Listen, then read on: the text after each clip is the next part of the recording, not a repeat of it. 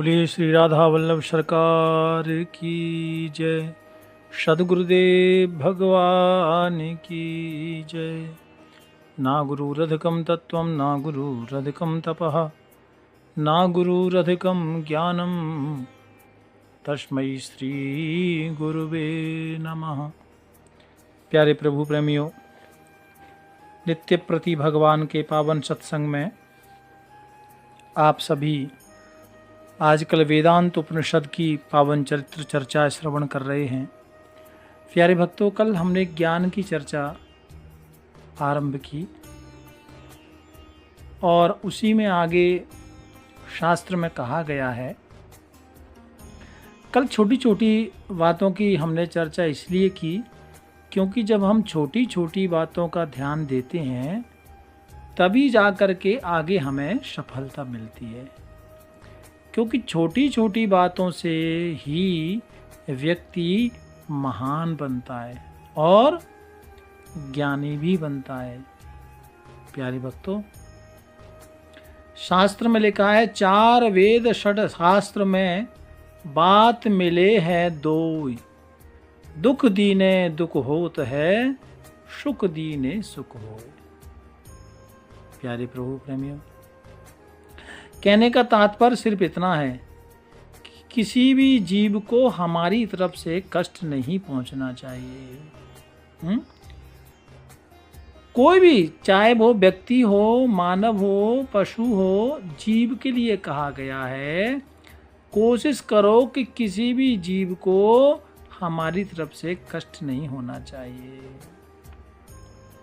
सभी के साथ मित्रता का है ना व्यवहार करें, क्योंकि राम जी ने क्या किया, श्री राम प्रभु ने, आप सभी ने रामायण में सुना है, देखा भी है। जो भी लोग वन में रह रहे थे, है ना, वो छोटे छोटे आदमी जिनको कोई जानना नहीं चाहता, जिनको कोई स्पर्श नहीं करना चाहता, जिनके साथ कोई बैठना नहीं चाहता, छोटे से छोटे व्यक्ति को भगवान श्री राम ने अपने गले से लगाया, हृदय से लगाया। तो भगवान ने जो जीवन जिया ये हम सबको बताया, हम सबको दिखाया कि संसार में सभी के साथ मित्रता का व्यवहार रखें जितना हो सके। क्यों? क्योंकि भाई सभी तो अपने हैं, पराया कौन है। और जो व्यक्ति दूसरों के दुख में दुखी होता है ना, उसे अपना दुख देखना नहीं पड़ता। और जो दूसरा व्यक्ति किसी पड़ोसी के ऊपर, किसी दूसरे के ऊपर पहाड़ टूटे मुसीबतों का, और वो व्यक्ति हंसे, मुस्कुराए, तो ये बात अच्छी नहीं है, क्योंकि ऐसा करने से फिर दुख आएगा। किसी की हास्य परिहास, दुख में कोई व्यक्ति दुखी है और उसमें हास्य परिहास करते हैं ना, तो फिर आगे उससे भी ज़्यादा कष्ट हमें होता है। इसलिए दूसरे व्यक्ति को दुखी देख करके खुश नहीं होना चाहिए, है ना, हंसी मजाक नहीं उड़ाना चाहिए। प्यारे भक्तों, संत महात्मा यही तो हमको सिखाते हैं। प्यारे भक्तों, इसलिए किसी को कोई दुख है तो उसमें सेवा भाव रखें, उसमें दया भाव रखें, कल्याण होगा। संत महात्माओं ने अपने जीवन के संदेश में एक ये भी संदेश हमें दिया हुआ है कि अपने शत्रु से भी प्रेम करो। यदि ऐसा आप करते हैं तो समझिए कि जीवन में हर्ष उल्लास खुशियाँ जरूर आएंगी। जो तुम्हें सताए ना, उसके लिए तुम प्रार्थना करो। प्यारे भक्तों, शास्त्र में कहा गया है, कितना सत्य होगा, कि नारायण या जगत में 2 हैं वस्तु सार, सबसे मीठो बोलिए करवे को उपकार। भैया रे, समाज में जितना हो सके हर व्यक्ति से प्रेम से रहो, प्रेम से चर्चा करो, क्योंकि यही संसार में है। सबसे मीठा बोलना, प्रेम से बोलना, क्योंकि मानव जीवन की जो सार्थकता है प्यारे भक्तों, वो क्या है? मोक्ष की प्राप्ति, भगवान की शरणागति। ये हमेशा स्मरण रखना है कि हमें जाना कहाँ है। भक्तों, उजड़ा हुआ गांव फिर से बसाया जा सकता है, फिर से आप बसा सकते हैं, लेकिन शरीर के शुभ अशुभ, शरीर के द्वारा जो कार्य होते हैं ना, या होते ही रहते हैं, इस पर ध्यान देना है। क्यों? क्योंकि ये जो मनुष्य शरीर है ना, ये बार बार प्राप्त नहीं होता, ये बड़ा दुर्लभ है। देखो, आपने देखा होगा कोई बहुत ज़्यादा बीमार व्यक्ति होता है, कोढ़ी व्यक्ति होता है, कितना शरीर में कष्ट होता है, फिर भी वह अपने शरीर को छोड़ने की इच्छा नहीं रखता।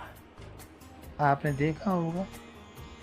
तो ऐसे दुर्लभ मनुष्य शरीर को अपने व्यसनों द्वारा बर्बाद कर देते हैं, या बर्बाद किसी भी व्यसन से नहीं करना चाहिए, उनको ये समझना चाहिए। और व्यसनों के द्वारा हम बर्बाद करते हैं, तो ये कहाँ की समझदारी है? ये समझदारी अच्छी नहीं है, क्योंकि इतनी मुश्किल से ये शरीर मिला है और ये शरीर यूं ही बर्बाद हो रहा है। पुरुषार्थ एवं ज्ञान के सहित सत्कर्म द्वारा अर्थ, धर्म, काम और मोक्ष की प्राप्ति करना चाहिए, या करने के लिए प्रयासरत रहना चाहिए।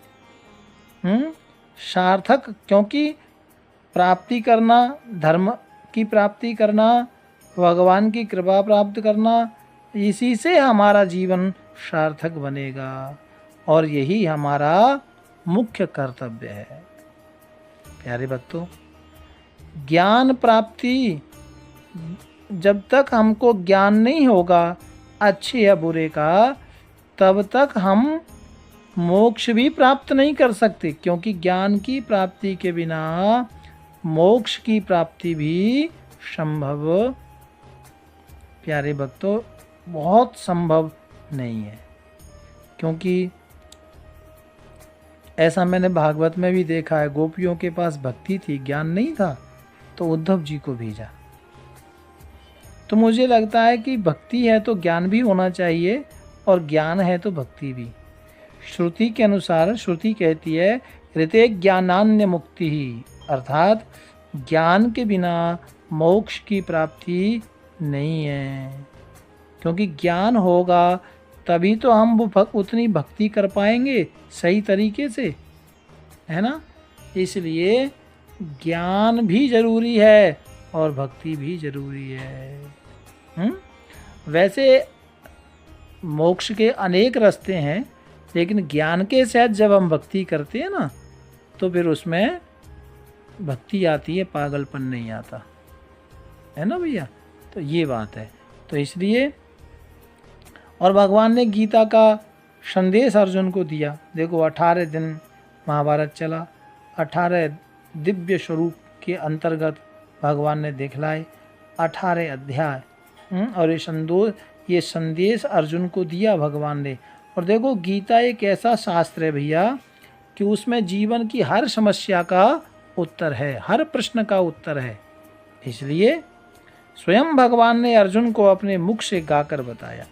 देखो अर्जुन को तो केवल निमित्त बनाया भगवान ने, और हकीकत में ये गीता तो भगवान ने सभी मनुष्य मात्र के कल्याण के लिए, उनके व्यवहारिक जीवन को सफल बनाने के लिए ठाकुर जी ने अर्जुन को निमित्त बनाकर ये गीता सुनाई।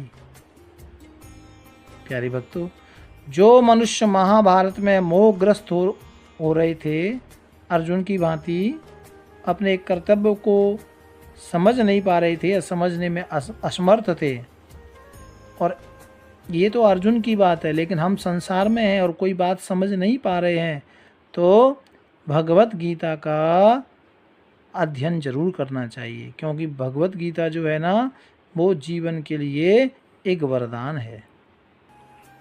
प्यारे भक्तों, यदि किसी भी मनुष्य को अपनी वर्तमान समस्याओं का समाधान करना है तो भगवत गीता की शरण में जाना चाहिए। भगवान श्री कृष्ण जगन्नाथ श्री राधा वल्लभ लाल जी की शरण में जाना चाहिए, क्योंकि भगवत गीता में हर प्रश्न का उत्तर है, केवल उसे समझना है।